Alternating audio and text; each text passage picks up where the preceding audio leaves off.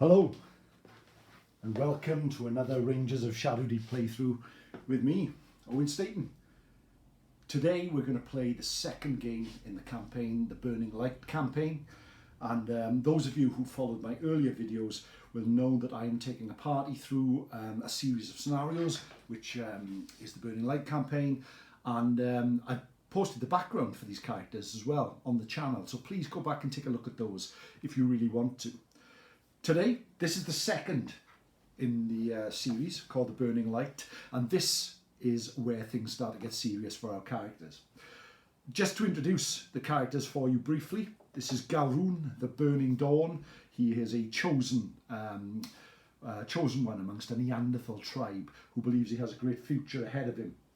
This is Kopet, his sort of mentor, if you like, who found him as a child on the side of a mountain top, and brings him up and looks after him. This is Zol. He's a Neanderthal barbarian, tough as nails, really sort of loyal follower for Garun.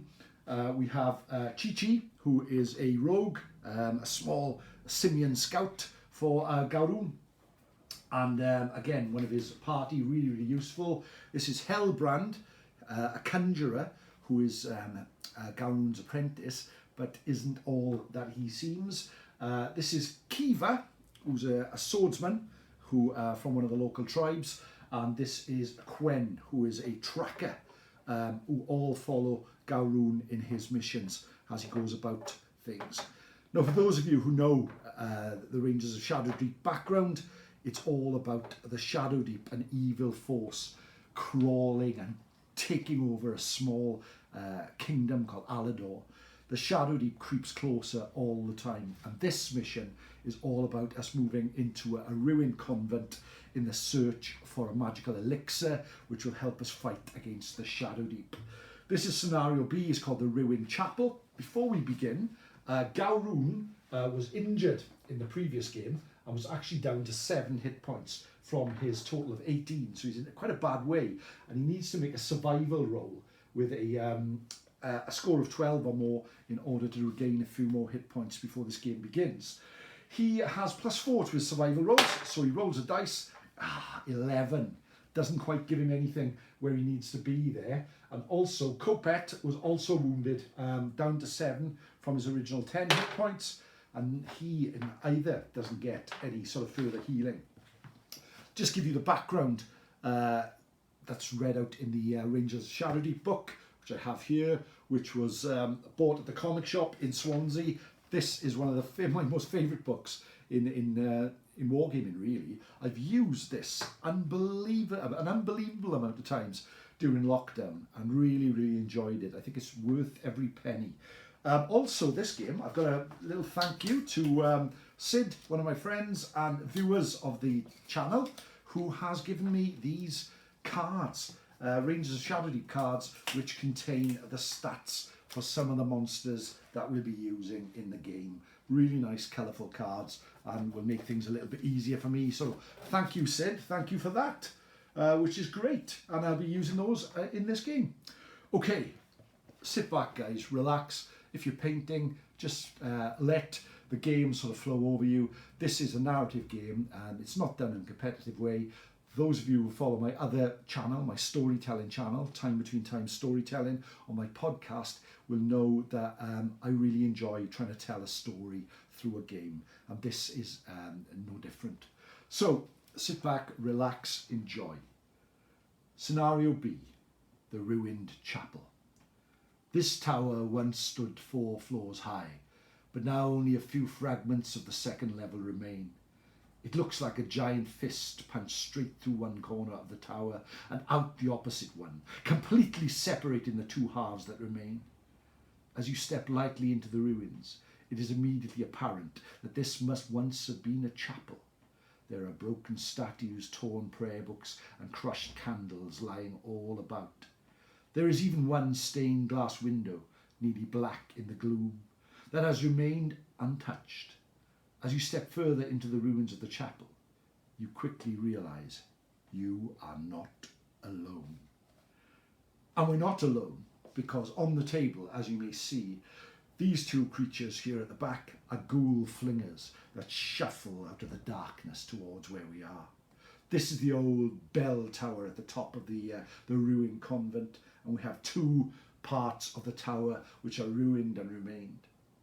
These two with the shields are ghoul fiends, and these are just ghouls. All of them undead creatures that have clawed out of the blackness that is the Shadowdeep to do battle with us here deep in the heart of the chapel. Garun and his party have just made their way from the previous scenario, which was the gatehouse. They fought their way through a troll guardian who was in there, and here they find themselves in the ruined chapel. There are a few places of interest which are all around the ruined chapel, and they are all the places that we will try and explore during this scenario. There's one here, a chest upon a table. There's one here, this gem, a gem here, and there right in the middle an old throne which has something on the top of it there, which are all places of real interest in this scenario as we search for the elixir. Okay, let's get underway, my friends. Okay, Garun and his followers make their way from the gatehouse and start rustling into the ruined chapel. The rain is starting to fall, and the ghouls can be seen shuffling all around. It's the first part, the first phase, and that is moving my ranger, Garun himself. So what he is going to do on this occasion, he's just going to move a basic move of 6 inches this way, and he's going to cast a spell. He's going to cast a magical bolt spell at this ghoul in front of him here that is just swirling around in the darkness beneath the stairs. This ghoul, his eyes glowing in the darkness. The stench from his fetid, rotten corpse can be smelt from miles around. And Garun, speaking in a language as old as the mountains and as capricious as the sea, will now mutter under his breath and cast a spell at him that will do damage to him. He does not want to get into combat if he can help it, because he is badly wounded. But still, he knows that his future, that his destiny lies in front of him. So therefore, he is going to try and cast a spell. Okay, Garun will roll the white dice. This golden dice will be the dice for the ghoul. Garun's spell casting is a +4, and the ghoul has fight +2, so I've got a 2-point advantage. Here we go. What a score. 18. Garun knew that spell was implanted in his mind. He lifts his hand and blasts out against the ghoul, who scored a 9. Okay, so I score 18 +4 gives me a score of 22. The ghoul has an armour of 10, so he's hit for 12 points of damage. He only has 10. So out of the darkness, this bolt fires across the floor, hits the ghoul flying, and he slumps up against the stairs, dead. What a great start. What a great way to announce our arrival as a party. What a great way to start battling against the Shadowdeep. Because all my companions were within 6 inches of Garun, we can now start to move as well, prior to the ghouls being able to move. Okay, Kopet, Thunder Calls, also quite badly wounded, does not really want to get involved with fighting, but will move close to Garun on his shoulder. And this time, he brings his bow up and fires at this ghoul in front of him there. He has a shoot +2. The ghoul will also fight. Wow, both of them score 19. That's amazing. He brings his arrow and his bow up and fires into the darkness. It shoots through the air. He has a score of +2. Shoot +2, so has the ghoul. So it's a draw. The arrow just flies into the darkness, clanging off the side of the old bell tower. It hits with such a force that the bell moves back and forth and slowly starts to chime. Okay, right. Now we'll go with Zol, the barbarian. Zol has a move of 6, so can he charge this ghoul? He certainly can. He charges out of the blackness, bringing his hand, weapon and shield. Oh, I've just noticed that he is down to 7 health. So if he can score a over 12 or more on the dice, which he can, he gains 2 hit points. So therefore he's back up to 9. So in between the 2 scenarios. Thank you, I just noticed that. Okay, he rushes out, bringing his hand weapon right up his spear. Flint-headed spear. He has a fight of +4. This ghoul has a fight of +2, so he has a 2-point advantage. He is the white dice, the ghoul is the gold. A 2 and a 3. It's almost as if he trips while running across the uneven rubble-strewn floor and misses the ghoul, but the ghoul does not enough to damage him either. So both of them are there, not done anything at all. Okay, let's have a look. Chi-Chi. Chi-Chi is going to head for that treasure over there. So he's going to rush as quickly as he can. He has a move of 7, so he has a run of 14. So that's really quick. Whoop. Excuse me, my friends, as a message comes through. I know that breaks our concentration somewhat, but there we go. Chi-Chi rushes out and runs across the floor, going to scale up the iron grating to find out what lies on top of there. Okay, we have our other companions here. We have Creever, the swordswoman. She has a move of 6, so has a charge of 12. So rushing to aid Zol, she will plough in and fight the ghoul. She has a fight of +4, the ghoul has +2, but she is also supported by Zol, so has a fight of +6. Oh, but even she scores a 3, the ghoul scores 14, that gives him a score of 16. She has a score of 9. So the ghoul actually wins the combat. She trips and falls into combat, and the ghoul brings round his rotten old weapon and smashes her. I just noticed as well that she is only on 3 hit points. I would need a score of 12 in order to... No, she doesn't do it. That is a bad start, my friend, as the ghoul hits her to the ground unconscious. Not a great start for our party there. Whew, I didn't realise that she was on such low hit points at the start. I mean, that could have really made a difference, couldn't it? But here we go. We battle on. Let's go for it. Okay. We have the Conjurer, Hellbrand. Can he be trusted? He can tonight, as far as I'm aware. And we'll move 6 inches. He's got a cast of 10 with a magical bolt. So he's going to try. This ghoul is in range here. The ghoul fiend, which is shuffling out from beneath the side of the tower there. So he has +4. The ghoul fiend has a fight with +3. Very tough, actually. So he scores 11. The ghoul fiend scores 15. The blast fires off and just hits the ghoul fiend on its shield. Wowzers. Okay, and we have our tracker, Quen, is going to make her way around here and take a shot at the ghoul fiend herself. She has a shoot of +2. The ghoul fiend has +3. Oh, so he scores... he wins the combat, but because it's a missile combat, no damage is done to our friends. He just dodges the arrow as it fires out of the darkness. Whew, okay, battle has begun. I think this is going to be quite tough, my friends. Really is going to be quite tough. Okay, I'm going to move the enemies now. And the artificial intelligence of this scenario means that they should move as close as possible to move towards the closest enemies possible. This ghoul has a move of 6, so is going to make his way and into combat with Zol. Now, he is a ghoul fiend who has a fight of +3. Zol has a fight of +4, but this ghoul is now supported by his comrade in arms there. The ghoul is the gold dice, Zol is the white dice. But look at what Zol has done. He scores a 20 to the ghoul's score of 1. Wow, my friends, that is a critical hit. Now I'm just going to look straight into the rules here and have a look at what that does. Now I believe that is a critical hit will cause more damage. So therefore, let's see in combat what that does. Stick with me. This is a crucial part of the scenario, really. A critical hit against the ghoul. Okay, let's have a look. I'll go through the rules. I think it's +4 damage, I believe.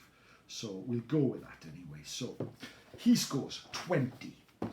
He is taken aback as this ghoul rushes out of the darkness, but brings his spear up and it rushes straight onto his spear. He scores 24 to the ghoul's score 1. He has +3, so that gives him a score 4, and his companion gives him a +2 supported, so that gives him a score of 6. He has been absolutely decimated by Zol here, and he has an armour of 11. So has been hit for 24. Unbelievably, he has 14 hit points. So his armour of 11, he takes 13, is knocked back, but is not taken out, even though he is impaled by the spear. It is thrust right through his body and emerging on the other side, but still he battles on. He will not give in. His supported ghoul turns round to fight Zol as well. This time, can Zol beat them both? Can he push them back? Can he fight against the darkness and hold back the Shadowdeep, even if it's for just another day? No, he can't, because he's been hit. The ghoul has scored 20. This is a normal ghoul who scores, a normal ghoul, that's a good word, isn't it? Who scores 22 to Zol's score of 15. So he wins. Zol's armour is... he has an armour of 11, so the 22 is there, and he scores 11 hit points of damage against Zol, who was on 9. He falls as well. Garun, 2 of your companions have fallen before we've even begun the game, essentially. This is going to be tough, my friends. This school, even though he is undead and all around there is gloom and darkness, sees Chi-Chi making a run. So this ghoul makes his way, shuffling forward to here in order to approach him. And these two who have just emerged, this one pointing out of the darkness, make their way up and across the board. Okay, that is the end of the first turn, my friends. There's a dice here to count the turns. And we will go to turn 2. Not the best start. We've managed to kill one of the ghouls, but we've lost 2 party members, which is quite rough. In between, excuse me as I take a drink, in between turns, I have a deck here of cards which will give us a scenario, something that will happen in between. They've been shuffled, and they are red cards and they are black cards, and you can see that this is the black card 5, which means it comes from the Shadowdeep event cards. Now the Shadowdeep event cards are at the end of the scenario, so it isn't a scenario one, it's from the Shadowdeep. So because the Shadowdeep is creeping closer all around us, creatures and happenings will occur occasionally in this adventure. And Clubs 5, the heroes feel a strange tingling, and suddenly all the monsters they are facing seem to gain new strength. All evil creatures next turn gain +2 fight. That is a really difficult, as if we didn't have enough to come up against. Now the creatures have grown stronger while our numbers have grown less. Right, Garun, my friend, you have some things to do here. You have something that can try and make a difference. Okay, what are you going to do? What are you going to do? You are going to rush up the stairway, across the board, and seek out what lies atop there. He clambers and jumps up the old ruined stairway, and there on the throne in front of him, he finds and looks to see what's there. It is item B. A large mound of rubbish is mostly composed of broken chairs and statues, torn vestments and abused prayer books. Make an ancient lore roll, target number 10. If successful, see note 818. Let's have a look. ancient lore, right? Garun is not versed in ancient lore, but he's going to have a look and see what he finds. 15. Something in the back of his mind reaches into the past where he's learning, and yes, this does make some sort of sense. It does make something that it awakens something deep within his mind. Let's see what he finds. 818. Okay. 818. Among the heaps of trash, you happen to notice a small book bound with golden clasps. You recognize the book as a rare and holy text. This book may be given to any hero and counts as an item. Whenever the figure carrying the holy book is in combat with an undead creature, it receives +1 armor. If the heroes still have the book at the end of the mission, it must be turned over to their superiors, and the rangers will gain 10 experience points for doing so. So this magical book, kept in Garun's robes, gives him +1 armor. I feel that maybe it isn't a magic book, it's just kept next to his chest and can ward away a blow like a cigarette case might turn aside a bullet. Anyway, his armor is now up to 12, so that's a little bonus for us. Only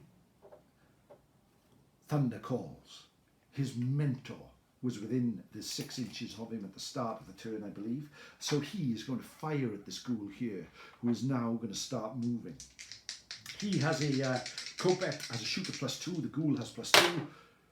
They both score 15. Would you believe it? It's another draw. He fires an arrow and starts to think that this creature is immune to these bolts that fire through the darkness, because they both just step aside as the arrow hits him hard.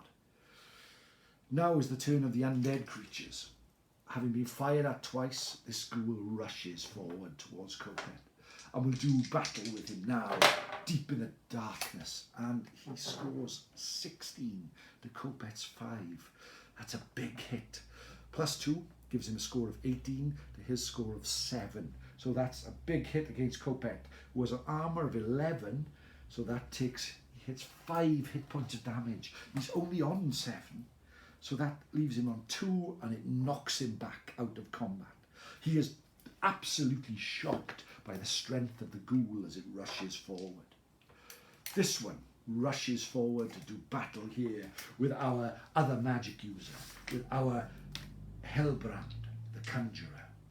Hellbrand has a lot to do as the ghoul. This ghoul is a ghoul fiend as well, who has +1 fight on Hellbrand. Has quite a lot to do, so here we go. He scores a 20. The Hellbrand's 14. So therefore, Hellbrand scores 16 to the ghoul's score of 23. Hellbrand has an armor of 10. Oh gosh, he is hit to the ground in one fell blow, taking him out of the battle completely. This didn't look too hard on paper, my friends, but is going to be a very, very difficult battle. Chi-Chi, before he has a chance to make up for the treasure, is attacked by the ghoul rushing out of the darkness there. This ghoul, again, is a ghoul fiend against Chi-Chi, who is our scout. Let's have a look. What can he do? He's a fight of +1 to the ghoul's +3. So he's up against it, but... so he loses. The ghoul scores 14 to Chi-Chi's 11. So Chi-Chi has an armor of 10. So he loses 3 hit points of damage. He's down to 7 and he's knocked back against the stone of the ruin there. The ghoul is ready to do battle once more. These two coming out of the darkness and moving towards us. There we go. What can we do? Now is the turn of my companions. Now is the turn of those that are helping Garun. We'll go with Chi-Chi first. He scampers up to the top of this ruin to investigate what lies on top. Let's have a look what lies on top. Point C. All that remains of the second story is a small ledge of planking upon which rests a nicely carved box. Make an acrobatics roll, target number 12, or climb roll, target number 8 to get up on the ledge. I'm being a bit optimistic, my friends, aren't I? because I am doing this without looking. He has a climb +2 on his 9, so he makes it up there, no problem. Players may attempt these rolls as many times as they wish. As soon as the figure has climbed the ledge, place a treasure token on the ledge. So we have found a treasure. So what is this treasure? What is it that we have? What lies on top of the ruin there?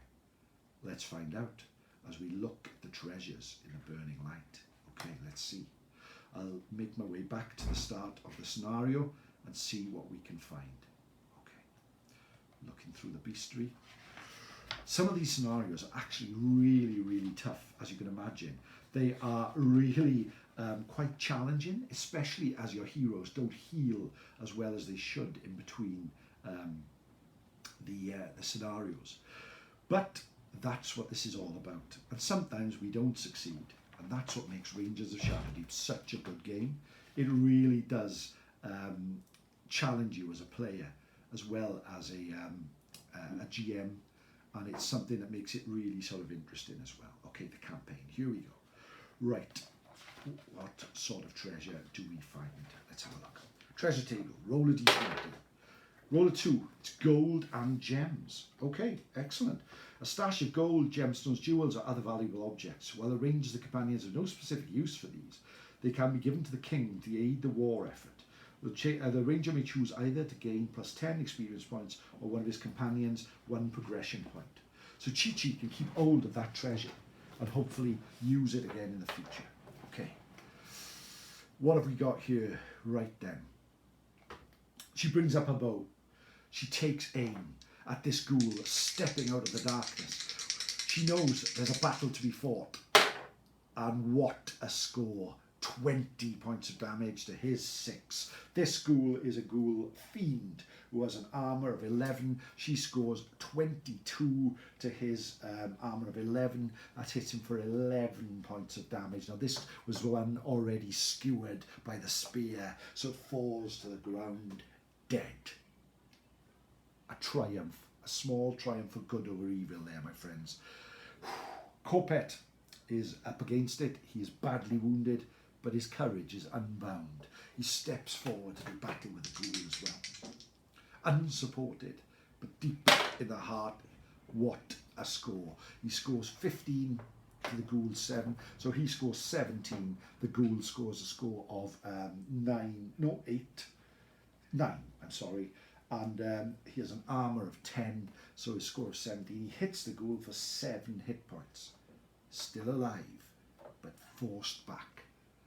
Is the tide starting to turn? I don't know. We have all moved. We have all done what we can at the end of turn 2. It is now time to draw another card. This time it's a red card, and this time it's from the scenario. So we're looking at red 2 with a great cracking sound. Several large stones tumble from the highest remains of the tower. Randomly select 3 heroes on the table to make a +0 shooting attack against each of them. Tower stones start to roll down. Okay, so we have 1, 2, 3, 4 people on the table. So let me see, do I have? I'll roll 4 d6s and I will see 1, 2, 3, 4, reroll 5s and 6s. 1 hit, 2 hits on Chi-Chi, and 1 on Kopet. Okay, let's see what happens. Right then, here we are on our archer here. Quen, the tracker. She has a shooter +2. The stones have a shooter +0. She steps aside as they hit the ground. Nothing happens. Kopet, okay, he's just performed heroics. So let's see what he has and what he can do. 17 to 18, but he has a shooter +2, so therefore he scores 19. Nothing happens to him, which is good. Chi-Chi, okay, again. The first one, he has a score of +2 to the +0 of the stones, so it misses. Oh, but he's been hit the second time. 13. So he has an armour of, Chi-Chi has an armour of, does he have an armour of 10? So he takes 3 points of damage, knocking him down from 7 to 4 hit points. He's up against it as well, isn't he? He really is. But that brings us to turn 3 of this scenario and carries on. Okay. We've explored 2 of the treasure items. We've got 2 more that we can explore. And the scenario is still very much alive. Okay. Garun, what are you going to do? Garun, my friend, you have a couple of spells that we can look at, see if they're going to be any good for us. I always find it hard to find the spells in this book, but maybe I should have marked them before we start, but let's find them here anyway.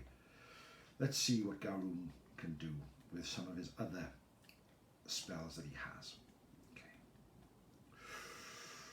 Gems of the Heartlet, Visions is back here somewhere, I'm sure. Let's have a look at spells.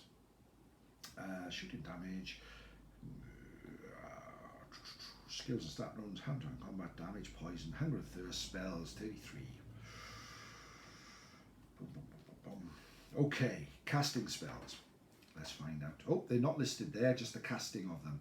Why are they so hard to find? I don't know why. They're not labelled as where they are, you see, which is kind of tough, especially when you're trying to be entertaining for you guys. I hope you're all okay anyway. I know things are still kind of tough out there, and solo games are a good way to sort of while away the time, if you like. I found them. Transpose is the spell he has, so let's see what that does. Immediately switch the places of any 2 rangers or companions on the table. Either of both these figures may be in combat. Now that's kind of useful, but not that much at the moment for us. So he's going to cast a magic bolt down at one of the ghouls underneath him there.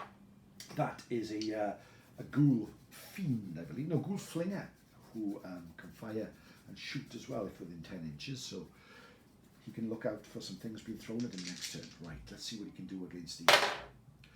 Nothing is what he can do. He misses. His spell just rattles and blasts off the floor here, not doing any damage, which is disappointing.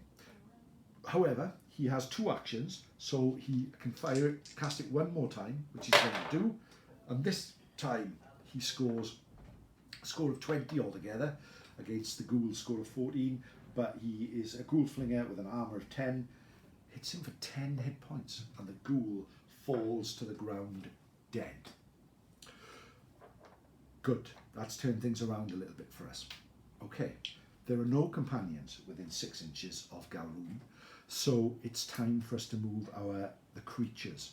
Let's start here. This one shuffles to the bottom of there and will do a climb, tries to climb and fails to get up there to take on Chi-Chi, who now stands on the brink of madness at the top there, and see what he can find. Okay, this one, the ghoul flinger, is going to throw some rotten and smashed items that he finds on the ground. He's going to throw them at Garun. Okay, he has got a throw of shooting of +1. Garun's, he misses. Garun survives quite well, and this one charges in to fight against Kopet. Let's see what happens here. He scores 16 to Kopet's 13. Now Kopet has got a fight +2, so that gives him 15. His fight, the ghoul, is +2 as well, so he scores 18. Oh, a dark move. He rushes out, grabs hold of Kopet, and holding him round the throat, throttles him to the ground. He's out of the game. That's really tough on us. Okay, now is the time of my other heroes. Quen brings up her arrow, her archer, a shot, and fires at the ghoul. 17 to 13, it's a great shot. She fires out, and just as he is over Kopet, choking him out on the ground, her arrow hits the ghoul in the back, causing 19 to 13. That's So that scores a 9 hit points to the already wounded ghoul, who falls to the ground, dead. That's a good shame. That's a good shot. And now she uses the rest of her movement to move towards the treasure up here. And Chi-Chi, who stands there where it seems the ghoul can't find him, Chi-Chi has got a throwing knife. So he'll throw it down on the ghoul in front of him. 19 to 17. He scores 21 to the ghoul's score of 18. That's great. This ghoul is a ghoul fiend who has an armour of 11. So 21, he does 10 hit points of damage to the ghoul. The ghoul has 14 hit points. He's left on 4. But he's hit and damaged and stepped back away from Chi-Chi, who jumps up and down in triumph, making 8-bish sounds as he leaps up and down. Okay, really quick turn, that one, at the end of turn 3. It's good to see, isn't it? Okay, right, what have we got left? We card. It's the red ace. A ghoul snake slithers out from under the rubbish pile. Place the ghoul snake at a random point adjacent to the pile. The rubbish pile is this part here, okay? So what we'll do is we'll do 1, 2, 3, 4. Reroll 5 or 6. 1, 2, 3, 4. The ghoul snake will come up that side. I don't have any snake figures at the moment, so I'm going to use a giant spider that crawls out from under the pile there. But I believe that we'll use the ghoul snake stats, which I should have here in the cards that Sid has provided. So let's have a look what he's got. Okay, we have a giant snake. So there we go. We will use that stats from the giant snake that Sid has provided me. Thank you very much, Sid, again. So we have another beastie on the table, which isn't exactly what we wanted, but it's what we have to do. Garun is a chosen one. He has to fight and do battle, doesn't he? And now is his turn. Turn 4. Okay, he is out of spells, although he can transpose, can't he? He casts a transpose, swapping places with Quen, giving her a good archery spot in position and putting himself in this point, and then moves forward to reach the treasure in front of us. Okay, right, he moves forward to point A. We find a simple door with no lock. As soon as the player opens the door, which requires an action, see note 792. We can't open the door on this because it requires an action. We've used 2, so we're stuck there until next turn. Now is the turn of the villains. This ghoul flinger is going to throw something up at Quen up there. She is now going to take cover behind the throne here, giving her an extra +2. So she has +4 on the dice as he tries to throw with a +1. So here we go. He scores 10 to her 15. He picks up some stones and rotten rubble and throws them up at his bang harmlessly against the throne as she readies an arrow and aims directly at his rotten, capricious throat. This one steps forward again and makes an attempt to climb up to fight Chi-Chi, and slowly and surely he manages it, climbing up to fight against the small chimp at the top there. But that's 2 actions. He can't fight in this turn. Now is the time of my companions. So taking away that one, Quen is going to fire down below at our ghoul enemy in front of us. Oh, he scores a 20, easily dodging the arrow as it shoots out of the darkness. But she hasn't moved, so she's going to go for a second shot. This time she scores 19 to his score of 10. So she scores 21 to his score of the Ghoulflinger, 11. So she fires at the darkness, score of 21. He has an armour of 10. She hits him for 11 points of damage right through that throat where she aimed long and hard at, and he slumps to the ground. Up on here there is a battle for the ages. The scout against the ghoul. Okay, here we go. Chi-Chi has got fight +1. The ghoul fiend has got a fight of +3, so he's really up against it. They both score 17. Unfortunately, that's not good for Chi-Chi, because the ghoul scores a score of 20 to his score of 18. So Chi-Chi is hit for, his armor is 10 points of damage. He only has a health of 4. So with a cruel blow from the ghoul, he tumbles to the ground and lies still at the bottom of the ruin. Right, okay, it's the end of the turn. That is turn 4, but we take a Shadowdeep card.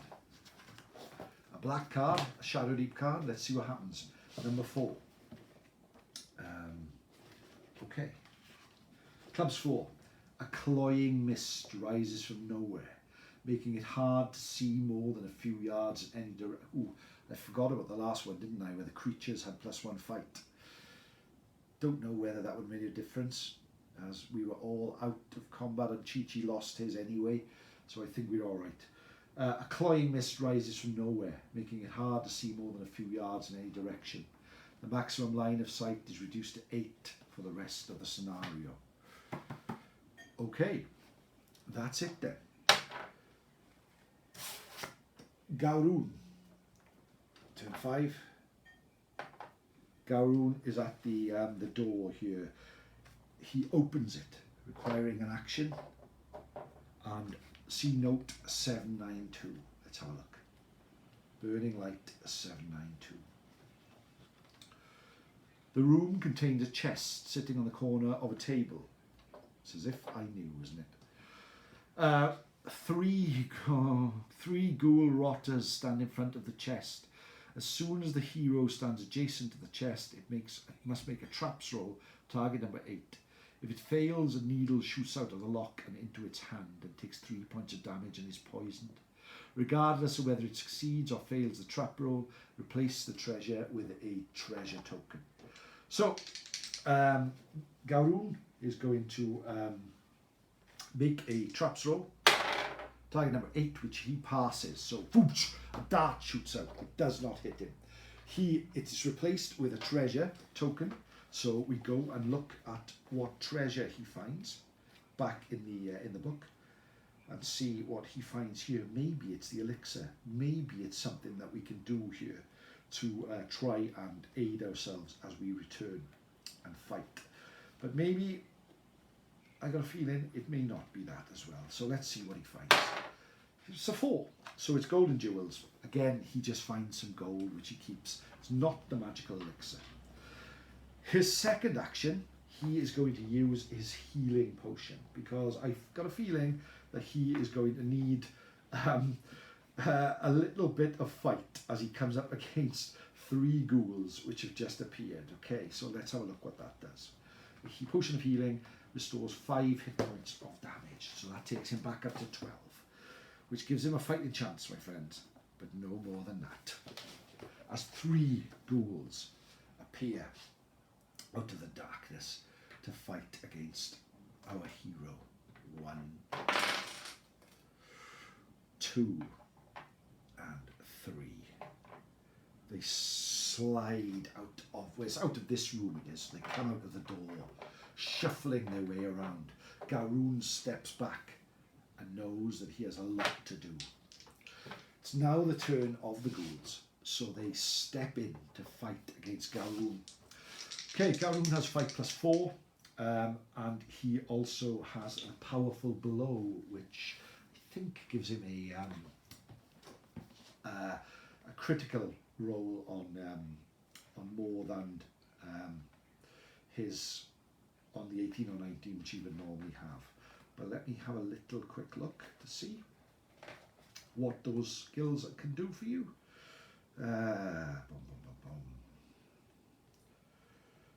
What I love about this game is that it's really quite straightforward, it's really quite simple, but the hero has +3 damage, so any hand-to-hand combat has already dealt 1 point of damage. I wish I'd known that. I was going to say how simple it was and how easy it was to remember these things, but no, but here we go. He has a fight of +4, the ghoul has a fight of +2. 15, he scores 19. This ghoul scores a score of 15, so he beats the ghoul. His damage has a score of 19, plus the powerful blow gives him 22. The ghoul has an armor of 10, it takes 12 hit points of damage and is slain outright. That is a very good start, as the second ghoul rushes in, now unsupported. 13 to 9. Garun is doing himself proud here, isn't he? Okay, he scores 17 to the ghoul's score of 12. So therefore he scores 17. He would normally be hitting for 7 points damage. Powerful blow +3 makes him sure that he hits for 10, slaying the second ghoul, which falls atop the first one. And here we go. Oof. They both score 9, so that gives Garun 13 to the ghoul's score of 11. So 13 +3, 16 hits the ghoul for 6 hit points of damage. That was a heroic turn from our ranger there, my friends. An absolutely heroic turn, as he has battled off 3 ghouls. This one still has a few hits, but nothing more than that. Right, okay. I'm missing a treasure token here as well, aren't I? Yeah, there's one here. Okay. He's going to try and climb down, score of 8 or more, does it easily. Steps over the prone body of Chi-Chi and starts making his way towards our archer friend here. She's going to take a shot at him. Here she does. A score of 20. What a brilliant shot. She fires out of the darkness. He scores 18, so she beats him. It's a critical hit. Boom. Arrow through the throat. The ghoul slumps to the ground. I thought, my friends, that we were up against it here. I really did. But it seems that Quen and Garun are battling back against all odds. Let's see what happens next. Okay, it's the end of the turn. It's the end of turn 5. We draw a card. It's a black card again. Another Shadowdeep card. Not a scenario card, a Shadowdeep card. So let's see what happens. What is it? It's 3. The hero feels strange tingling, and suddenly all the monsters they are facing seem to gain new strength. Next turn, all evil creatures gain +1 fight. Okay. Good point here. Was he more than 8 inches away? I'd say he wasn't, but he shouldn't have. If he was, he shouldn't have taken the shot because of the Shadowdeep card. But we'll play it anyway. They will gain +1 fight. Remind me, my friends. Remind me. Okay, here we go. Turn 6. Wargamers Against All Cancer. This is a dice that was given to me by my good friend Martin Wardhouse, a charity dice. If you can make a donation to cancer charities, I know things are really bad at the moment with the COVID pandemic, and a lot of charities are losing out. So please have a think and think long and hard at that. Garun. He's going to be brave, my friends, and he's going to step in and do battle with this final ghoul that remains. Okay, he has a score of +4 to his fight. This ghoul has a fight of +1, but also the ability from the creeping Shadowdeep. So here we go. Oh, not the time to lose your powers here. Not the time to lose momentum. The ghoul scores a score of 19 to Garun's score of 9. Okay, so the ghoul beats Garun. Garun's armor is 12. So he scores 19, so he beats Garun by, he's on 12 hit points, takes another 7, so that leaves him down on 5 hit points, and he is hit back. Not the start the turn would have wanted, but he is still alive. It's now the evildoer's turn, and buoyed by his victory, the ghoul steps forward to do battle with Garun once more. And the ghoul is absolutely on fire and has scored 20 hit, scored a 20. Luckily, creatures don't do critical damage to Garun's 2. So therefore, he hits him for 22. Hits him for 10 hit points, and the chosen one falls into the empty ground in front of us. Okay.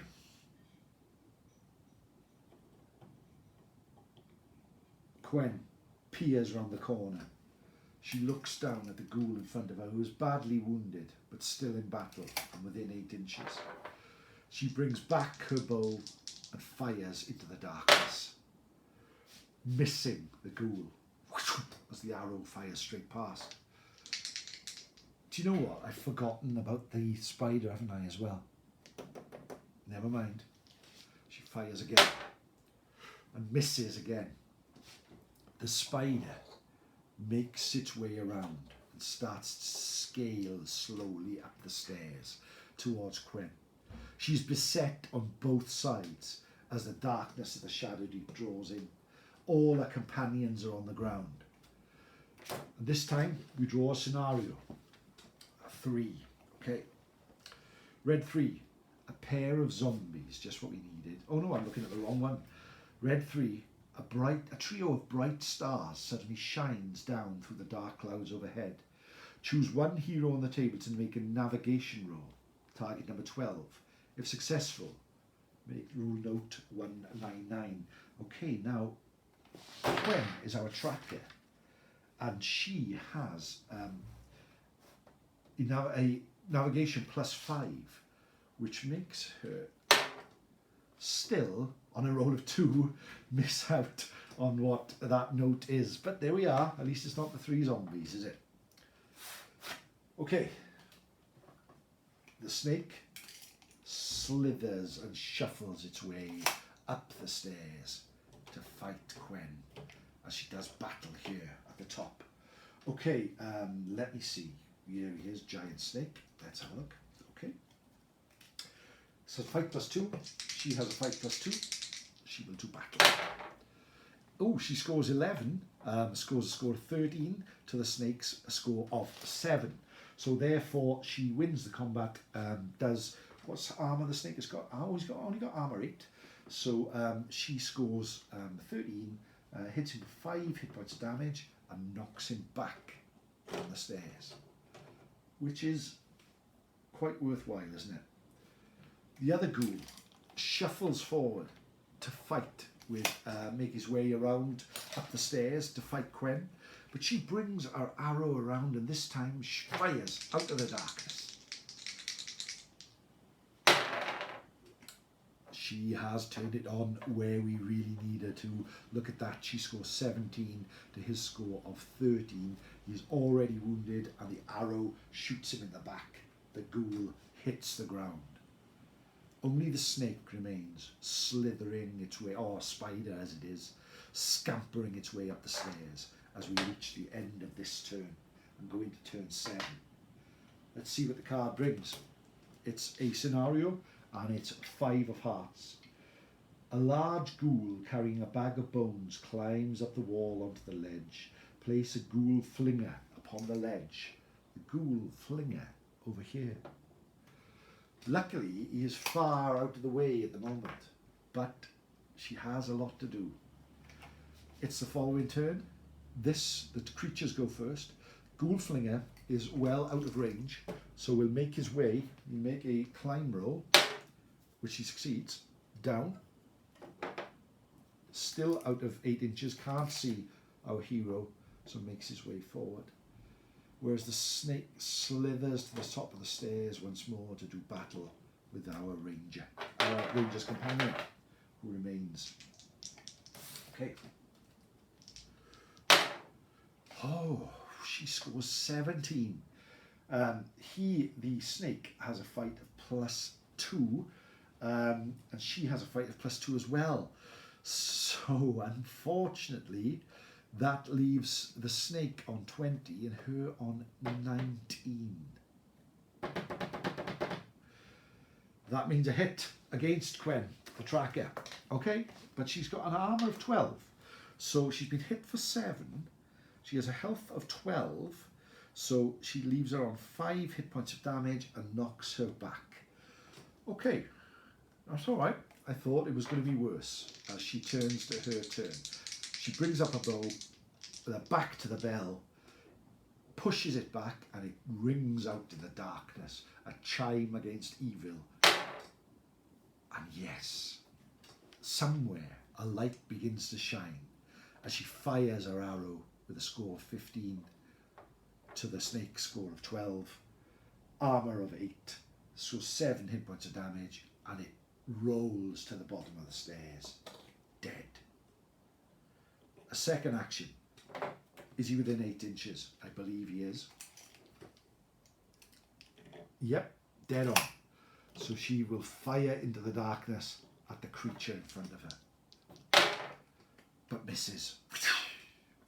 Arrow fires and clangs on the stones away. Okay, it's the next turn.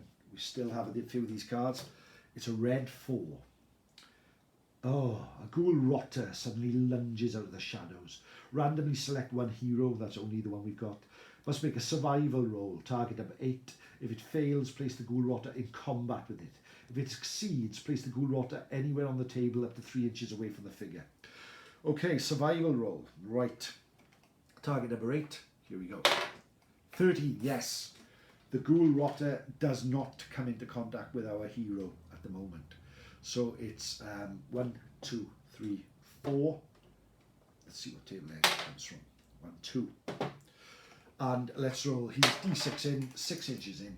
Ghoul rotter comes in here. Okay. A ghoul rotter is just one of the normal ghouls, so we will use this one here. Okay. Ghoul rotter stumbles onto the table. Next turn. Right. What can we do?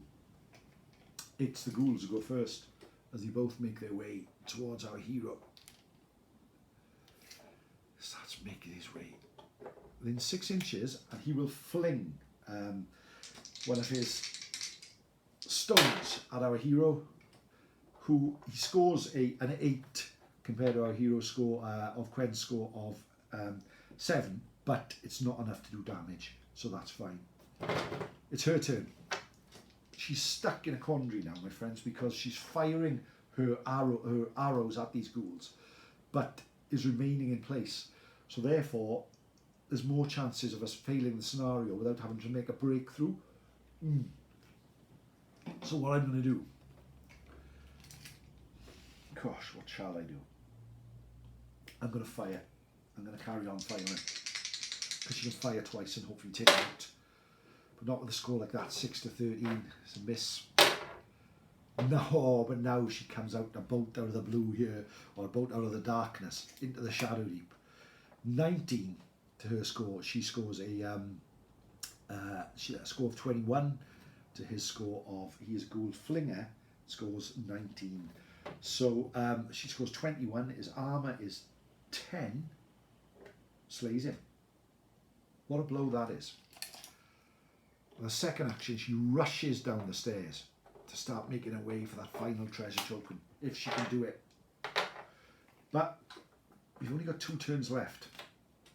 And this time it's the Black Ace is our event card. Oh, this is exciting, my friends. This is really exciting. A horrific howl echoes around the ruins, sending shivers down the spines of the hero. Every hero must make a will roll, target number 10. If it fails, it receives a maximum of 1 action during its next activation. And we didn't want that. And the howl spends a shiver down a spine. Okay. Right. But there are no more evil creatures on the table. And I don't believe the ghoul here has got enough of a move. 6 to get into combat with her this turn. No, he doesn't, so he is there. Now, Quen, our tracker, has a move of 7. Only 1 activation this turn. She rushes up to here, making a dash for the last remaining treasure token. It's the last turn. Well, next turn is the last turn, and it's red 6. That is our token. So let's see what red 6 is. A pair of ghouls, really what we needed, crawl up from a hole in the ground. Place 2 ghouls directly beneath the ledge. Okay? 2 ghouls directly beneath the ledge. They're normal ghouls, so there's these, and the ledge is here. They're well out of the game, but tough going. The final turn. The ghoul runs another 6. He can't get into combat with Gwen, who can just about make her way to the treasure token and can see what that final one is. It's actually the perfect ending, isn't it? Alright, okay, D. A dark stained glass window sits in the wall at this point. It is difficult to make out what it depicts in the gloom. Make a will roll. If the token of the will roll is 8 or greater, see note 901. If it's 12 or greater, see note 214. Or 16 or greater, note 567. Okay. Her will is +2. So let's see what she gets. Wow. She's really pulled it out of the bag with a score of 20. Will roll is 16 or greater, see note 567. This reminds me of the old fighting fantasy game books, my friends. 567, the hero suddenly has a vision of the window fully lit. It is a beautiful depiction of Saint Amelia holding the decanter. She is pouring water, and herbs and flowers are all growing up all around her. The scent of rosemary and thyme fills the air. All heroes gain 4 lost points of health, gain 12 experience points. Gwen suddenly feels healthy once more. She knows that although her companions have fallen in this battle, there is hope. So let's see exactly what happens to them as we leave behind this ruined chapel and move further into the burning light. It's been a tough adventure. It's been a really tough scenario, but we are successful. We have explored this area and we have managed to battle our way through thanks to this incredible archer. Our other companions, let's see what happens to them and let's see exactly where we go from here. Okay, there they are, and there's Garun. Okay. Zul scores 10. Full recovery. Thankfully, he will be joining Gwen in the next scenario. Helbrand scores 4. He's a permanent injury. Let's see what happens to him. There's another chart for a permanent injury. 14. Never quite as strong. Due to internal injuries, the figure never quite returns to full health. Starts every game at -1 health. This injury can be received twice with a cumulative effect of -2 health. He's there. He's ready to do battle. Okay, we have Kriva. Scores 9. Full recovery, thankfully. We have Kopek. Thunder Calls. Scores 8. Close call. Figure escapes with only minor injuries, but does not lose anything. That's very good. Chi-Chi. What happens to Chi-Chi?